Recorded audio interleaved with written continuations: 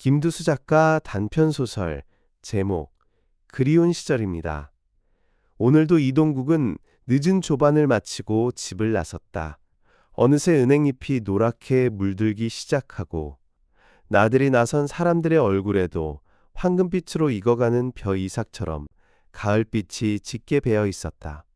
세월은 아무도 기다려주지 않고 무심하게만 흘러가는데 매스컴에서는 연일 추석이 다가오고 있다며 며칠 전부터 교통정보를 쏟아내는가 하면 각 지방의 추석 전 물가 동향까지 세세하게 일러주고 있었다. 그 소식들에 사람들은 은연중에 추석 명절 분위기에 빠져들게 되는 것이었다. 오늘도 이동국이 향하는 곳은 매달 한 번씩 갖는 동기 모임이 아니라 자기 혼자만의 독자 행보를 하는 날이다. 전철역으로 향하다 보니 그날따라 웬 사람들이 길 옆에 장사진을 치고 있어 다가가 보았다. 이름난 백화점에서 추석 명절을 맞이하여 화장품을 세일 가격으로 판매한다는 것이었다. 길 가던 사람들이 하나둘 모이다 보니 순식간에 장맛비에 강물이 불어나듯이 인도를 꽉 메우고 그것도 모자라 버스 차도까지 내려서기 시작하였다. 모여든 사람들 중에는 남자보다 여자들이 대부분이었는데 화장품이 여성들에게 인기가 많다는 점을 노리고 세일을 시작했을 터였다. 그런데 얼마 후에 순경들이 호루라기를 불면서 차도에 들어선 사람들을 인도로 올라서라고 소리를 치니 조금 전의 소란이 무색하게 금방 흩어졌다. 이동국도 그 인파를 따라서 전철역에 이르니 거기에도 사람들이 장사진을 치고 있었으며 마치 옛날의 유명 영화관이 개관할 때의 모습을 연상시켰다. 어딜 가나 사람들로 넘쳐나고 있는 토요일. 전철 안도 10,000원이었는데 거기에는 주로 등산하려는 사람들로 가득 차 있었다.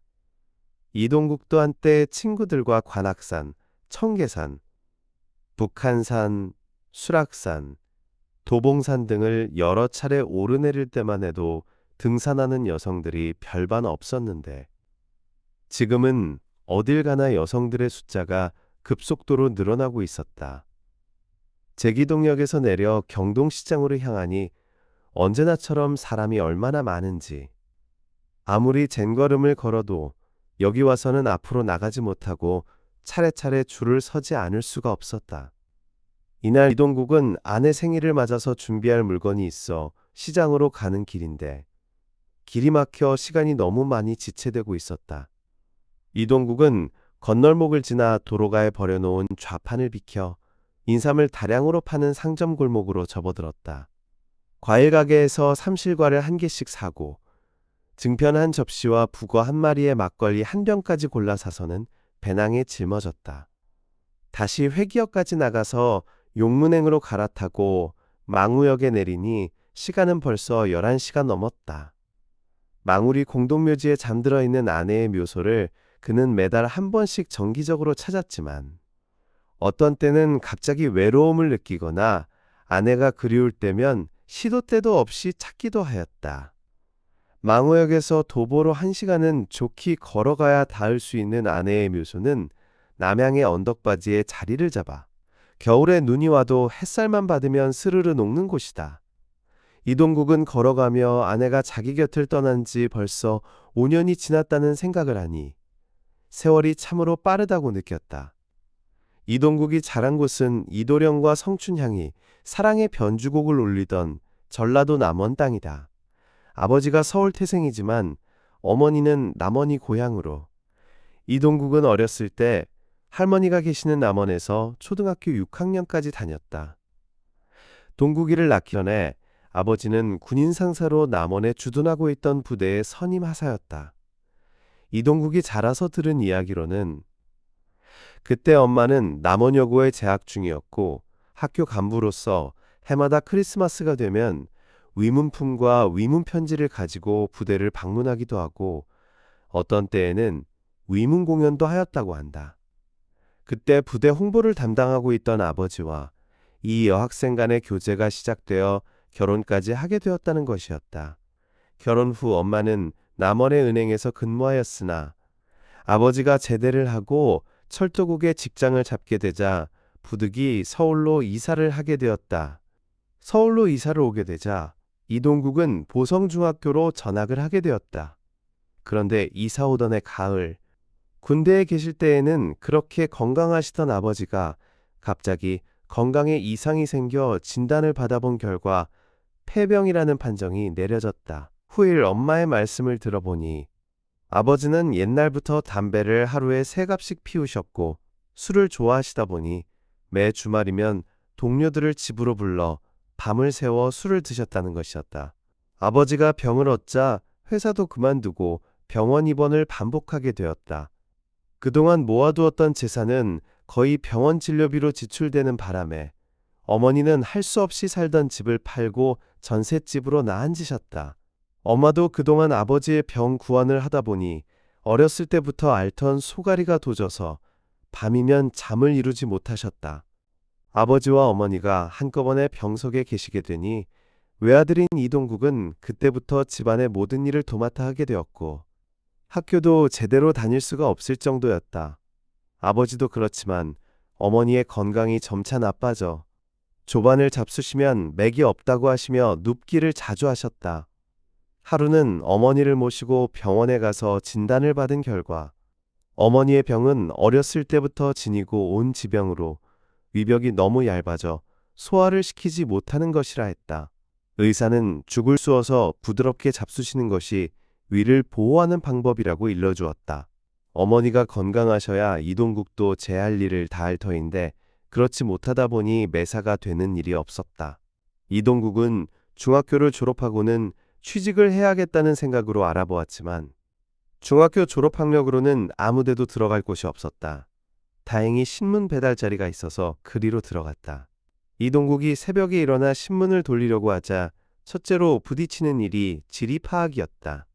첫 새벽에 나와 신문을 돌린다는 것이 쉬운 일은 아니었다. 어떤 때에 신문을 잘못 넣었다고 사장님에게 꾸중을 듣거나 구독자가 신문이 늦는다고 욕을 할 때면 당장 그만두고 싶었지만 그럴 수도 없는 처지였다. 그런데 어느 날 눈이 날리고 바람이 몹시 불어 앞이 잘 보이지 않을 때였다. 신문을 돌리다가 돌에 걸려 넘어지는 바람에 왼손목에 골절상을 당하게 되니 그 고통은 이루 말할 수가 없었다. 여러 달 동안 갖은 고생을 다 겪으며 신문을 돌리다 보니 그때부터는 지리도 익숙해지고 사람들과 자주 접촉하는 가운데 이동국을 동정하고 그를 도와주려는 분도 생기기 시작했다. 이동국이 학교를 졸업한 그해 여름, 아버지의 지병은 점차 악화되어 다시 응급실로 실려가기를 반복하다가 늦은 봄날 아버지는 호련히 눈을 감으셨다. 그 슬픔은 이루 다 말할 수가 없었다. 아버지가 돌아가시자 지금까지 아버지를 돌보시던 엄마의 건강마저 갑자기 나빠졌고 아들의 마음은 어디에 기대를 두어야 할지 몰랐다. 이동국은 아버지가 돌아가신 후에 신문을 돌려서는 자기의 목표를 도저히 달성하기가 어렵다는 생각이 들었다. 그래서 일단은 신문 배달을 그만두기로 하고 다른 일을 찾던 중에 평상시 이동국의 사정을 잘 알고 계시던 제과점 사장님이 전자상가 판매원 자리가 난다며 소개를 해주셨다. 이동국이 바로 출근을 하고 보니 물품 구매 작업도 쉬운 일이 아니라는 것을 알게 되었다. 신문 돌리는 일은 몸으로 하는 일이었지만 지금 자기가 맡은 업무는 학교의 수학 시간보다도 더 지루했고 출납 관계가 맞지 않으면 밤을 새워서라도 맞춰 놓아야 하는 작업이었다. 하기야 세상에 태어나 쉬운 일만 골라 하라는 법은 없는 법이며 누구나 여건에 따라 맡아야 할 일이 있으면 그것을 소화해낼 수 있어야 된다는 것이 이동국의 신념이었다. 그가 이런 정신으로 일을 처리하다 보니 어떤 어려운 일에 봉착해도 얼마든지 일을 타개해 나갈 용기가 생겼고 일은 순조롭게 잘 풀리곤 하였다. 이동국이 입사하면서 하도 열심히 일을 하자 상가에서는 그를 우수 직원으로 인정하고 그가 하는 일에 대해서 전적으로 신뢰를 보냈다. 직장이 어느 정도 안정이 되었지만 어머니의 병환은 좀처럼 낫지 않아서 그것이 늘 걱정이었다. 이동국은 어머니 병간호를 하는 중에도 독학으로 고등학교 검정고시를 치를 생각을 하였으며 고등학교 과정을 마치게 되면 전문대학의 관광과에 진학하는 것이 꿈이었다. 이동국이 맡은 업무는 매일같이 각종 구매품에 관한 일이었다. 처음에 자리를 옮겼을 때만 해도 매일같이 코피를 쏟을 정도로 일이 고되었다. 그렇지만 과거보다 보수가 많아져 어머니에게 맛있는 반찬까지 사다 드리게 되자 마음은 한결 가벼워지는 것이었다. 어머니의 지병은 젊었을 때부터 늘 속이 내리지 않았다며 소다를 한 술씩 드셨던 것이 원인이었다. 소다를 잡수신 것이 오히려 위장을 망가뜨리는 요인이 되었다고 하였다. 옛날 어머니들이 그렇게 하셨다지만 어머니는 그래도 신식 교육을 받은 분임에도 할머니를 닮아서 늘 소가리를 하셨던 것이다. 아버지가 돌아가신 후에는 음식을 섭취하는 양이 해마다 줄어들었다. 어머니가 환자로 계시니 이동국은 직장에 가서도 어머니 걱정으로 일이 손에 잡히지 않을 때가 많았다. 하루 종일 쉴 사이 없이 연일 근무를 하다 보면 그도 쉬고 싶을 때가 있지만 퇴근을 해서도 어머니 시중을 들어드리고 공부를 하자니 피로는 계속 누적되고 있었다. 마침내 검정고시 응시일. 그는 그동안 밤잠을 자지 않고 열심히 공부한 실력을 최대로 발휘하며 시험을 보았다. 그러나 예상 점수를 계산해보니 합격과는 거리가 멀어 불합격하고 말았다. 사실 지금까지 이동국은 학교 성적이 우수한 편이었고 특히 영어를 잘하여 장차 외국계 회사에서 근무하고 싶었으나 결과가 그렇다 보니 실망하지 않을 수가 없었다. 그는 다시 도전하겠다는 각오로 직무에 충실하며 불합격을 교훈 삼아 전보다 더 열심히 공부하였다. 낮에 직장에서 일을 하고 밤에 공부를 하자니 졸음 때문에 공부가 되지 않는 때가 많았지만 꾸준히 노력한 끝에 다음 해 마침내 검정고시 합격 통지서를 받을 수가 있었다. 평소 희망하였던 전문대학 관광과에 들어갈 수 있는 여건이 되자 이동국은 너무도 기분이 좋아서 어머니에게 그 사실을 알려드렸다. 어머니도 무척 기뻐하셨다. 그런데 막상 전문대학에 입학하고 나서 생각하니 지금의 직장 봉급으로는 학비를 도저히 대기 어려운 형편이었다. 다른 방법을 연구하다가 시간을 이용해 가정교사 자리를 얻는다면 학비 해결은 될 것 같았다. 가정교사 자리를 물색하던 중에 은사님을 통해 한 학생을 소개받았다. 고등학교 2학년에 재학 중인 여학생에게 영어를 가르치는 일이었다. 무남동녀인 여학생 김수자의 부모는 당시 경찰 고위 간부였는데 수자는 성격이 사내아이처럼 활발하고 성적도 좋은 편이었다. 수자의 희망이 외국 유학이었기에 영어만 능통하게 가르쳐달라고 부모들은 신신당부하였다. 이동국은 매일 퇴근 후 영어 회화 중심으로 집중 지도를 하였고 수자는 고등학교 졸업을 앞둔 시점에서 실시한 토플 시험에 무난히 합격하였다. 이동국조차 수자가 그렇게 쉽사리 합격하리라고는 예상하지 못했기에 온 동네에 소문이 퍼졌다. 김수자의 친구들은 수자의 집으로 와서 공부 방법을 묻기도 하고 수자를 가르친 선생님을 가정교사로 모셔가려는 학부형도 생겨났다. 이동국은 수자가 합격한 이후 그 집에 더 있을 필요를 느끼지 않아 자리를 옮기려 했으나 수자는 이듬해 가을 학기에 미국으로 유학을 떠나기 전까지만이라도 계속 있어달라고 간청하였다. 젖을 먹던 나그네가 하루가 바쁘다라는 말이 있지만 이동국은 금방 일어설 수가 없어서 김수자의 의견을 들어주기로 하였다. 그러자 수자는 뛸듯이 기뻐하며 이동국 선생에게 저녁을 사달라고 어리광까지 피웠다. 제자가 보채며 저녁을 사달라고 하는데 합격을 축하하는 의미에서라도 자신이 저녁을 사주는 것이 당연하다는 생각에 이동국은 쾌히 승낙하고 그녀를 만나기로 하였다. 김수자를 만나기로 한 날 저녁, 이동국은 그녀가 말한 명동의 뷔페로 들어갔다. 홀은 넓고 사람은 별로 많지 않은데 한쪽에서 김수자가 선생님 하고 뛰어왔다.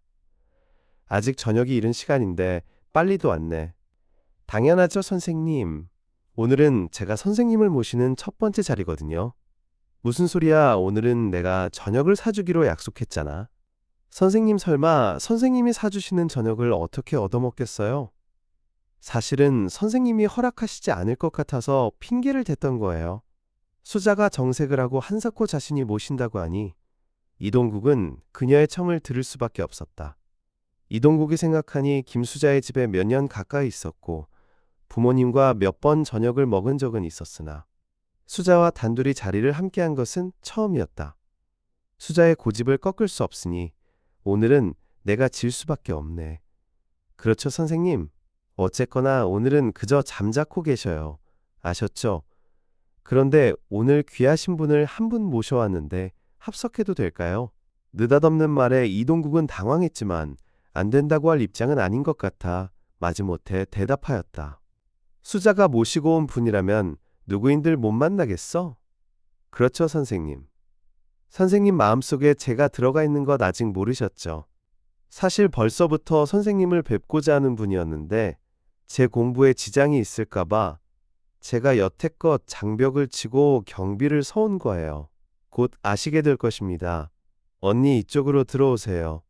수자가 뒤로 돌아서며 말하자 기다렸다는 듯 웬 아가씨 한 분이 다소곳한 양장 차림으로 걸어 나왔다. 그를 본 이동국은 깜짝 놀라고 말았다. 언젠가 한두 번 본 인상으로 그때도 괜찮은 여자구나 하고 스쳐 지나갔던 기억이 났다. 선생님, 저희 집에서 몇 번 배웠을걸요? 제 사촌 언니예요. 길을 가던 남자들이 언니를 한번 보고는 환장을 해서 쫓아다니기도 했는데 그때마다 언니는 눈을 내리깔고 코를 높였어요. 그런데 언니도 차츰 인기가 떨어져 지금은 주변에 썰렁한 바람이 불긴 하지만 여전히 언니의 멋은 남자들 사이에서 유명하거든요. 얘는 뭔 소리를. 언니는 수자를 흘겨보며 눈을 찡그렸다. 처음 뵙겠습니다. 김경자입니다. 이동국도 인사를 받으며 자기 이름을 밝혔다. 동생을 통해 말씀은 들었습니다만 언젠가 먼 발치에서 뵌 적이 있습니다. 김경자는 자리에 앉으며 아는 체를 했다. 선생님, 이 자리는 사실 언니가 마련한 자리예요. 언니가 선생님을 너무 좋아하시거든요. 이동국은 수자가 하는 말을 어떻게 받아들여야 할지 몰랐다. 우선 식사하시면서 말씀 나누시죠. 저쪽으로 가시죠. 이동국은 어리벙벙한 분으로 수자의 뒤를 따랐다. 김경자가 이동국을 알게 된 것은 김수자 아버지의 생신날이었다.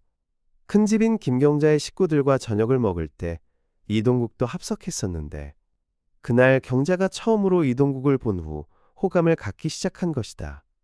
사실 이동국은 그 말을 듣고 고마운 마음이 들었다.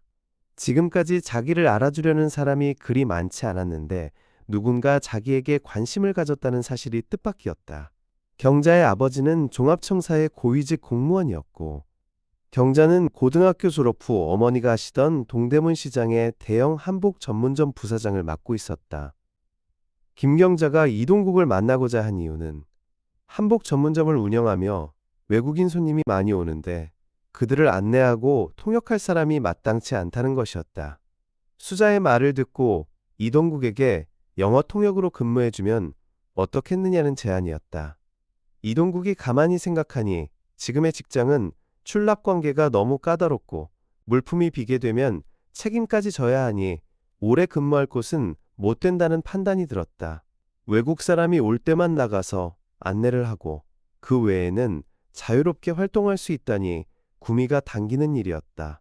하지만 한편으로는 사무실에 우두커니 앉아 사람을 기다리는 일이 결코 쉽지 않을 것 같아 글쎄요 하고 얼른 대답하지 못했다.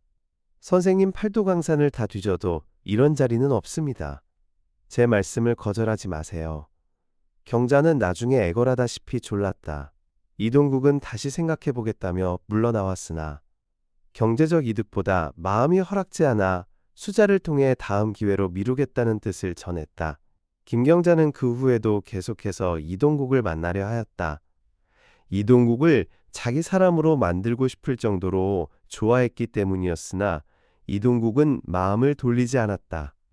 미국으로 유학 간 김수자가 얼마 후 전화를 걸어왔다. 선생님이세요? 저 수자예요. 사실 제가 떠나기 전에 선생님 중매쟁이 노릇 톡톡히해서 형부로 모시려 했는데 선생님 고집을 언니가 못 꺾었다니 어떡해요?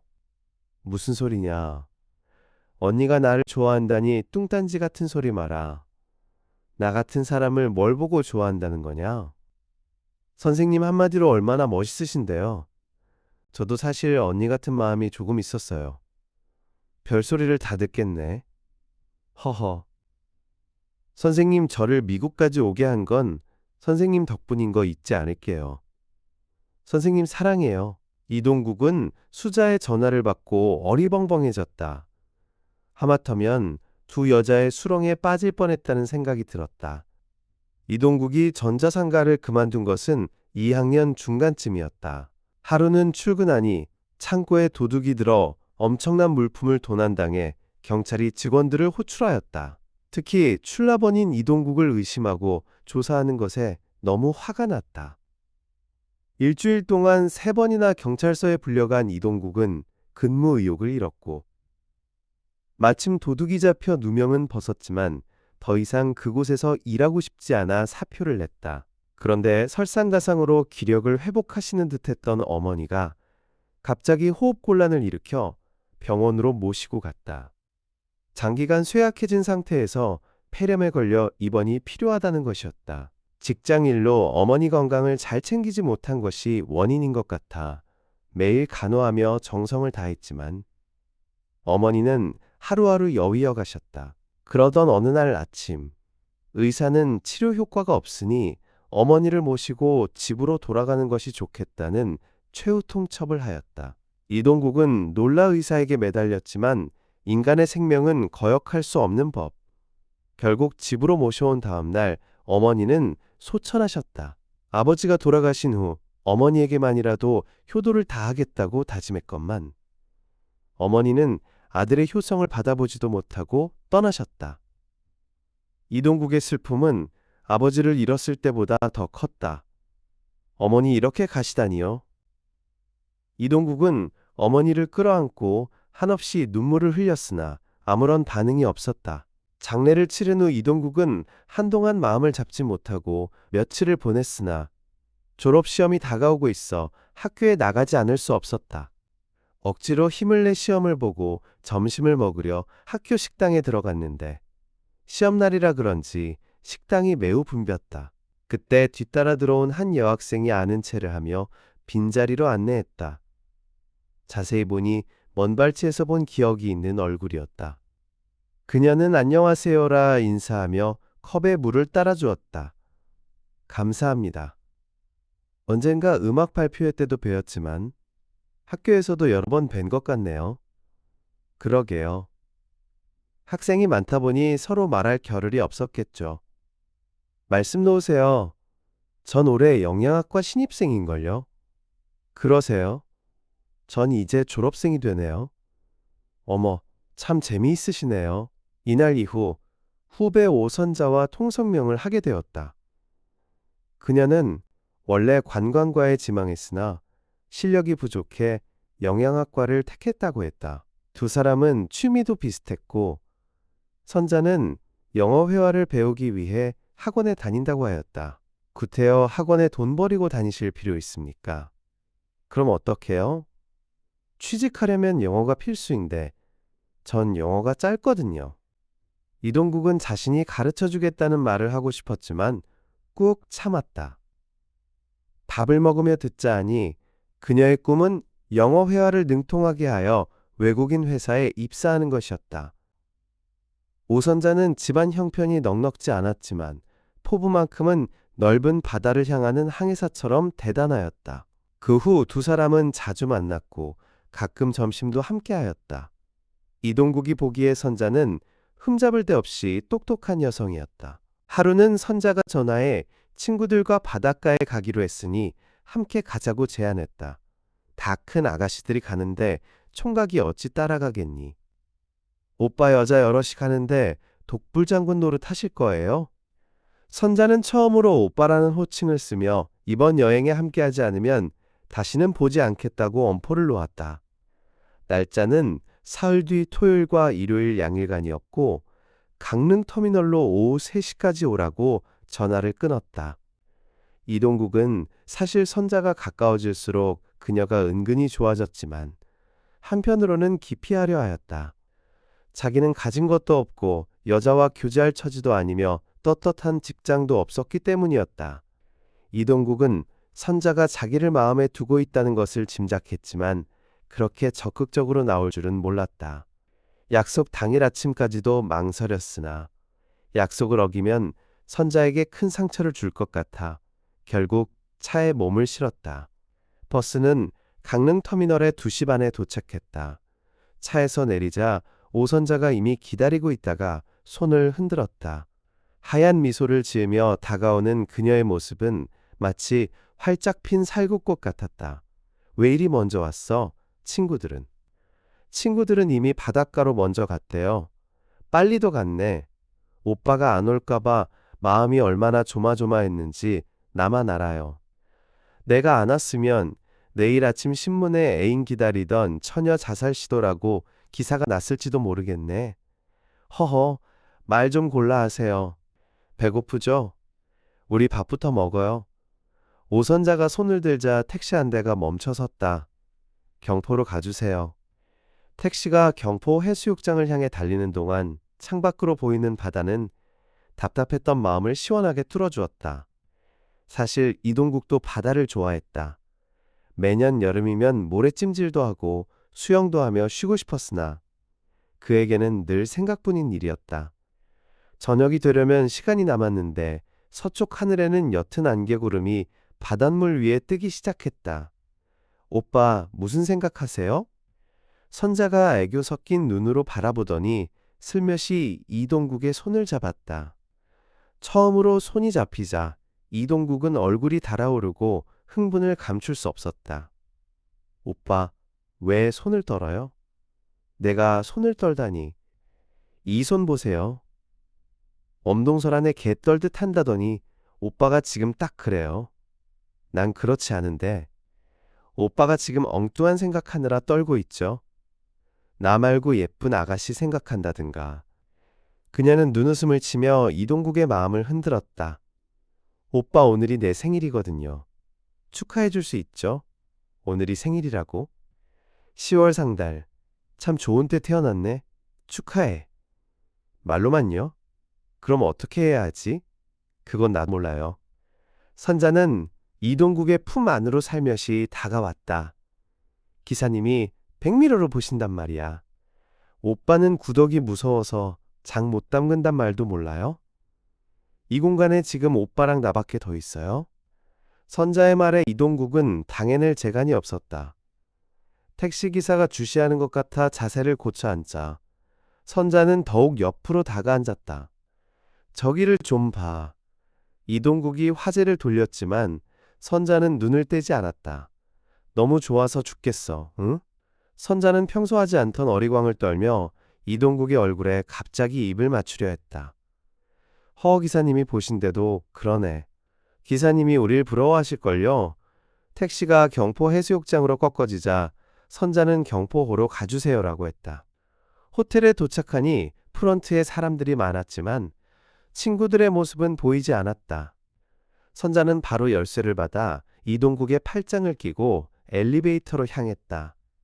친구들은 저 윗방에 가면 알게 될 거예요. 이동국은 잠시 망설이다가 그녀의 뒤를 따랐다. 15층 1506호실 문이 열렸다. 창밖으로 바다가 훤히 내려다 보이고 수평선 위에 배 두세 척이 가물거렸다. 저길 보세요. 바다 색깔이 녹청색이죠. 어느새 선자는 이동국의 목에 팔을 감으며 매달렸다. 허허, 여긴 우리 둘뿐이에요. 선자의 갑작스러운 행동에 이동국은 두 손을 들고 말았다. 가진 것도 없고 여자를 사귈 처지도 아닌데 밤하늘의 혜성처럼 나타난 선자를 그는 어떻게 받아들여야 할까? 그날 밤 이동국은 기쁨과 슬픔이 교차하는 가운데 선자가 따라주는 술을 한없이 마시다 잠이 들었다. 다음날 아침 눈을 떠보니 밝은 햇살이 들어오고 있었다. 당장 내일이라도 결혼식 올리자고 한 말 기억나세요? 뭐라고? 속삭이는 선자의 얼굴을 보며 이동국은 할 말을 잃었다. 이동국은 졸업하자마자 운 좋게도 교수님이 알선해 주신 여행사에 취직했다. 취직한 지 석 달 만에 선자의 말대로 결혼식을 올렸다. 서울 변두리에 전세방을 얻어 살림을 시작했고 꿈 같은 신혼의 날들은 물레방아 돌듯이 흘러갔다. 오선자 역시 이듬해 졸업하자마자 서울 유명 호텔의 영양사로 취직했다. 두 사람의 앞날은 창창해 보였다. 당시 한국은 경제 발전의 속도를 높이던 시기였고 세계 경제의 호황으로 관광붐이 일고 있었다. 서울과 지방에 여행사들이 우후죽순 생겨났고 이동국도 2년의 경험을 살려 과감히 사표를 내고 단독으로 관광 여행업에 뛰어들었다. 예상외로 사업은 번창하여 3년 만에 직원 30명을 거느린 회사가 되었다. 회사가 커지자 영양사로 일하던 선자도 사표를 내고 남편 회사에서 국내 업무를 담당하는 부사장을 맡게 되었다. 안팎으로 회사를 경영하는 파트너가 된 것이다.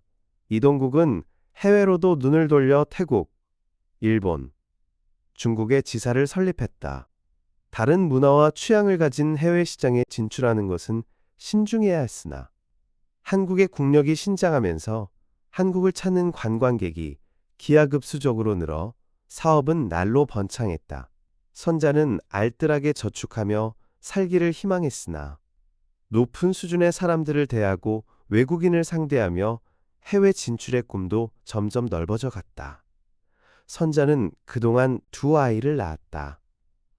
업무가 바쁘고 남편과 해외 출장을 자주 다니다 보니 집안 살림과 아이들 교육은 가사 도우미 아주머니에게 전적으로 맡길 수밖에 없었다.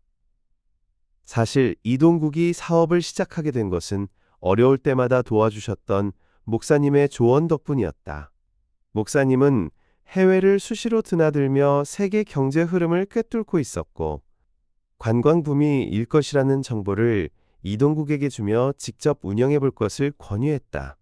이동국은 한 달에 일주일도 집에 머물지 못할 정도로 바빴고 부부가 한 달간 얼굴을 보지 못하고 전화로만 업무 협의를 할 때도 허다했다. 부부가 열심히 매달린 덕분에 수익은 날로 상승했고 서울에 2층짜리 살림집도 마련했다. 그런데 호사다마라 했던가 순조롭던 회사에 뜻밖의 일이 발생했다. 그날 부사장 선자는 출근하자마자 태국으로 보낼 관광객 40명의 여권과 서류를 점검하고 있었다. 그런데 금전 담당 여직원이 갑자기 안색이 나빠지며 괴로워하여 병원으로 보냈고 선자가 직접 태국으로 송금할 돈을 챙겨 외환은행에 가기 위해 사무실을 나섰다. 은행에서 일을 마치고 돌아서는데 여고 시절 절친 김숙을 몇 년 만에 만나게 되었다. 너무 반가워. 로비에서 이야기를 나누다 점심까지 먹고 헤어지니 시간이 꽤 지체되었다. 그런데 사무실 문을 열고 들어선 오선자는 기겁을 하고 말았다. 바닥에 서류가 흐트러져 있고 서랍은 반쯤 열린 채 오전에 보관했던 여권과 서류 뭉치가 통째로 사라진 것이다. 아이고 이를 어쩌나.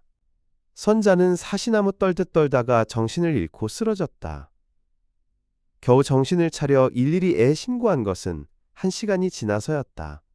평소 안면이 있던 순경들이 급히 달려왔다. 부사장님 무슨 일입니까? 잠시 비운 사이에 도둑이 들어 일주일 뒤 태국으로 갈 40명의 여권을 모두 잃어버렸어요. 여권부터 찾아주세요. 선자는 반쯤 울먹이며 상황을 설명했다. 너무 걱정 마세요. 임시 여권을 신청하면 여행에는 지장이 없을 겁니다. 다만 신원보증서를 조속히 준비하셔야 합니다. 순경들이 돌아가자 선자는 일본에 있는 남편에게 전화를 걸었다.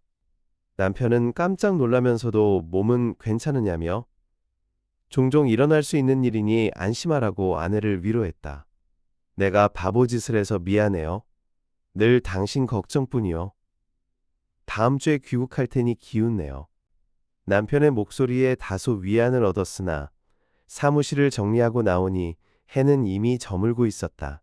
선자는 퇴근하자마자 온몸이 쑤시고 열이 나기 시작했다.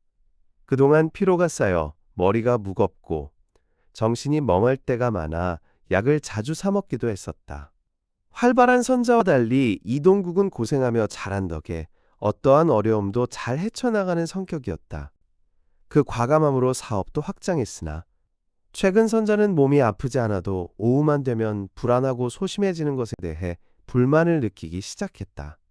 오랜만에 귀국한 이동국과 저녁을 먹으며 선자가 솔직한 심정을 털어놓았다. 여보, 사업 번창하는 건 좋지만 더 이상은 무리예요. 큰 병이 날 것 같아 회사 일을 그만두고 싶어요. 사업이 한창인데 그게 무슨 소리야. 당신이 없으면 회사는 어떡하고 힘이 들어요. 아이들도 제대로 못 보고 무슨 낙으로 사나 싶어요. 당분간만 그대로 있으면서 방법을 찾아보자. 이동국은 아내의 요구에 고민에 빠졌다. 모처럼 만나 즐거운 대화 대신 회사 걱정만 나누었고 남편은 다음날 다시 해외 출장을 떠났다. 선자는 남편의 말이 섭섭하게 들려 머리가 무겁고 어지러웠다. 업무가 바빠 친척집에 맡겼던 아이들을 다시 집으로 데려온 며칠 후였다. 일본에서 태국으로 향하던 비행 중 이동국은 아내가 줄도하여 병원에 입원했다는 보고를 받았다. 앞이 캄캄해졌다. 그날 저녁 당직 직원이 일과 보고를 위해 부사장에게 전화를 했으나 받지 않았고 이상함을 느껴 집으로 찾아갔던 것이다. 거실불은 켜져 있는데 문은 잠겨 있었다. 과장과 함께 현관문을 열고 들어가니 거실엔 아무도 없었고 화장실 문을 열자 욕실 바닥에 쓰러져 피를 흘리고 있는 부사장을 발견한 것이었다. 부사장님, 부사장님. 급히 몸을 일으켰으나 의식이 없었다. 화장실에 들어가다 정신을 잃어 욕조에 머리를 부딪힌 듯 했다. 앰뷸런스로 이송해 검사하니 맥박은 뛰고 있었지만 뇌를 다쳐 긴급 수술이 필요했다. 급성 뇌졸중으로 인한 전신마비 증세도 보였다. 5시간의 수술 끝에 중환자실로 옮겨졌으나 선자는 눈을 뜨지 못했다. 이동국이 모든 일정을 취소하고 도착했을 때도 아내의 의식은 없었다. 여보 어쩌다 이렇게. 너무 혹사하게 해서 미안하오. 이동국은 아내 곁에서 소리 없이 눈물만 흘렸다. 이번 열흘째 주치의가 이동국을 불렀다. 뇌졸중으로 왼쪽 팔다리 기능이 상실된 데다 유방암 초기까지 겹쳐 완치를 기약하기 어렵다는 절망적인 소식이었다. 가슴이 메어졌다. 현명하게 회사를 키워온 아내가 왜 이렇게 갑자기 쓰러졌는지 믿기지 않았다. 의사는 뇌졸중 증세가 이미 나타나고 있었고 머리를 다친 것이 치명적이라며 진작 병원을 찾지 않은 것이 병을 키웠다고 했다. 아내는 그동안 아프다는 소리를 한 번도 하지 않았었다. 결혼 6년. 이제 막 사업의 새로운 지평을 열어가던 차에 벌어진 비극이었다. 모든 것이 자신의 탓 같아 이동국은 아내를 볼 때마다 눈물이 났다. 원대했던 사업의 꿈은 사라지고 오직 아내를 살려야겠다는 마음뿐이었다. 한 달이 지나 아내가 실눈을 떴으나 사람을 알아보지는 못했다. 의사는 뇌세포 활동이 정지되어 의사표현이 어려울 것이라는 진단을 내렸고 이동국의 마음은 낭떠러지로 떨어졌다. 그는 사업을 더 이상 끌고 갈 수 없다고 판단했다. 아내를 살리지 않고는 아무것도 의미가 없었기에 회사를 업무 과장에게 헐값에 넘기기로 했다. 피눈물이 났지만 미련은 없었다. 아내가 일어날 수만 있다면 무엇이든 할 수 있을 것 같았으나 그는 낙오자가 된 기분이었다. 이동국은 한시도 아내 곁을 떠나지 않고 말을 걸며 얼굴을 어루만졌다. 간병인으로서 지내다 보니 병원 안 사람들의 각양각색 사연과 고충이 눈에 들어왔다. 매일 아침 잘 잤나요? 라고 묻고 행여 대답이 올까 귀를 기울였지만 아내는 묵묵부답이었다. 발달한 의술도 이 고통을 해결해주지 못하는 것 같아 병원이 원망스럽기도 했다.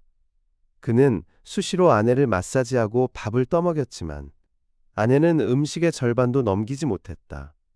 곁에서 지켜보던 다른 보호자들이 이동국을 챙겨줄 정도로 그는 쇠약해져 갔다. 오직 아내가 눈을 뜨고 말을 꺼는 기적만을 바랐다. 그러던 어느 날 목사님이 찾아와 기도를 권유했다. 어린 시절 부모님이 불교를 믿으셨기에 교회와는 거리가 멀었으나 아내의 병이 나을지도 모른다는 생각에 목사님을 따라 교회에 나갔다. 교인들은 이동국을 환영해 주었고 순번을 정해 문병을 왔다. 낯선 이들이 아내의 손을 잡고 기도해 주는 모습에 이동국은 큰 감동을 받았다. 목사님은 기적이 일어나 병자가 벌떡 일어나게 해달라고 간절히 기도했다. 하지만 반년이 가고 1년이 지나도 기적은 없었다. 아내는 점점 말라갔고 숨소리는 희미해졌다. 얼마 못 살 것 같다는 예감에 이동국은 밤마다 울음을 삼켰다. 크리스마스를 며칠 남겨둔 날이었다. 교인들이 들어와 기도를 올리던 찰나 아내는 크게 한숨을 내쉬더니 잠들 듯 숨이 멎었다. 그토록 살리려 애썼건만 아내는 끝내 일어나지 못했다. 이동국의 슬픔은 하늘이 무너지는 듯 했다. 여보, 당신 가면 난 어떡해? 대답 좀 해봐. 병원이 떠나갈 듯 통곡했지만 소용없었다. 사업 확장에 대한 욕심이 아내를 잃게 했다는 후회가 머리를 짓눌렀다. 장례를 치르던 날, 목사님은 그에게 신학대학 공부를 권했다. 신학대학을 간다고 뭐가 달라집니까? 세상의 모든 것은 변하고 소멸합니다. 100년도 못 살고 흙으로 돌아가는 것이 인간입니다. 이사장님의 슬픔이 크시겠지만 다시 살아야 한다는 명제 앞에 서야 할 때입니다. 이동국은 목사님의 말씀이 귀에 들어오지 않았고 아내를 따라 죽고 싶은 생각뿐이었다. 그러나 엄마를 잃은 아이들을 보니 마음이 아팠다. 아내가 챙겨주던 모든 일을 이제 자신이 해야 한다는 사실이 그를 일깨웠다. 고민하던 어느 날 저녁, 다시 목사님이 찾아오셨다. 이번 일요일에 함께 교회에 갑시다. 하나님 앞에 서면 마음이 편안해지고 아내와도 영적으로 대화할 수 있을 것입니다. 목사님의 말씀을 듣던 이동국이 눈을 떴다. 밤하늘에는 무수한 별들이 반짝이고 있었다. 작품 해설입니다. 김두수 작가의 소설 그리운 시절은 한 남자의 기구하면서도 치열했던 삶의 궤적을 통해 인생의 희로애락과 그 덧없음을 절절하게 그려낸 작품입니다. 소설은 주인공 이동국이 아내의 기일을 맞아 망우리 공동묘지를 찾아가는 현재의 시점에서 시작하여 그의 지난날을 회상하는 액자식 구성을 취하고 있습니다.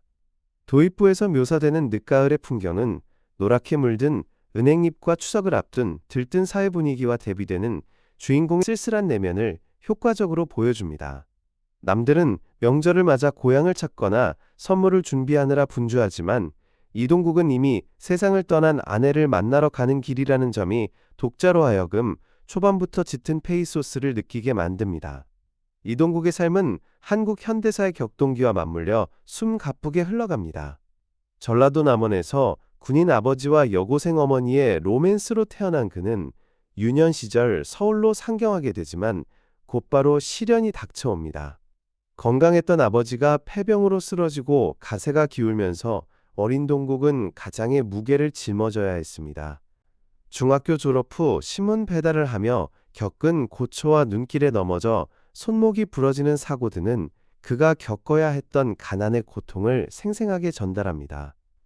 그러나 작가는 이동국을 단순히 불행에 좌절하는 인물로 그리지 않았습니다. 그는 신문 배달을 그만두고 전자상가에서 일하면서도 검정고시를 통해 학업을 이어갔고 끝내 전문대학 관광과에 합격하는 집념을 보여줍니다. 이는 어려운 환경 속에서도 굴하지 않고 자신의 운명을 개척해 나가는 인간 승리의 서사를 담고 있습니다. 소설의 중반부는 이동국의 청년기와 사랑 이야기가 주를 이룹니다. 가정교사로 일하며 만난 제자 김수자와 그녀의 사촌언니 김경자의 호감 어린 시선은 이동국이 가진 성실함과 매력이 주변 사람들에게 인정받고 있음을 보여줍니다. 하지만 이동국은 자신의 처지를 알기에 섣불리 마음을 열지 않는 신중한 태도를 보입니다.